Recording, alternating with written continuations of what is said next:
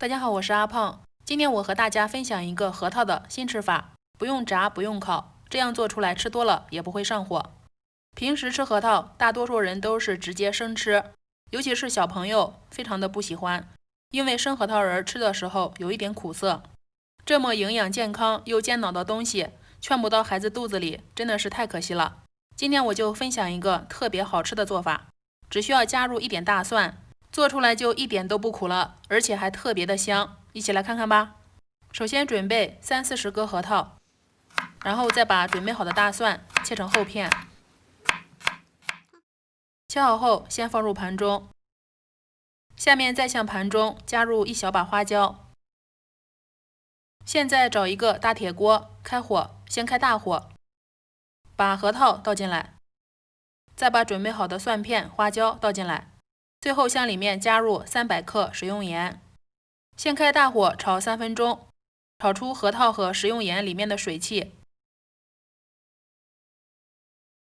在炒的过程中，水汽受热，不断的挥发出来，核桃上面也会沾着一层食用盐。水汽挥发之后，这层盐就会掉落下来了。看下，现在核桃上面的盐已经掉落了。3分钟后，再由大火转成小火，继续用铲子不停地翻炒，使核桃的每一面都受热均匀，这样里面的核桃仁吃的时候会非常的香。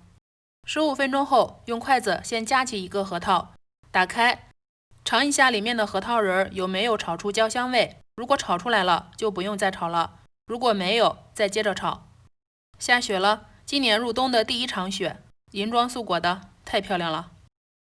差不多再炒上3分钟，前后后总共20分钟的样子，这样的核桃炒出来就已经非常的焦香了。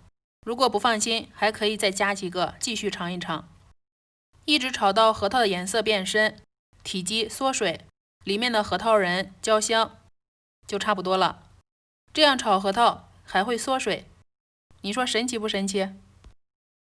核桃炒好后，用筷子直接夹出来，千万不要用手去触碰，因为真的是太烫了。炒好的核桃先装入盘中，让它自然冷却。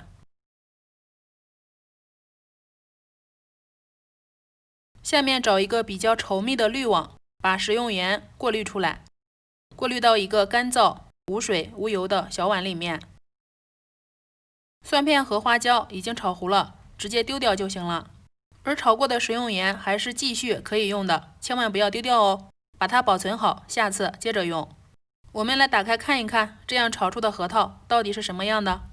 你会发现放凉后，核桃仁上面的皮轻轻一搓就掉落了，这样吃的时候苦涩味已经去掉了，小朋友自然容易接受了，比生核桃仁好吃太多了，有着蒜香味和椒盐味，咬上一口焦香又酥脆。这样做出来，我家的小朋友也不喊着核桃难吃了，自己主动就去吃了几个。做法非常简单，食材更简单。如果喜欢，你也试试吧。喜欢的话可以先收藏起来。我是阿胖，喜欢我的视频可以点赞、关注、留言、转发哦。点我头像还能看到更多美食视频。我们下期节目再见。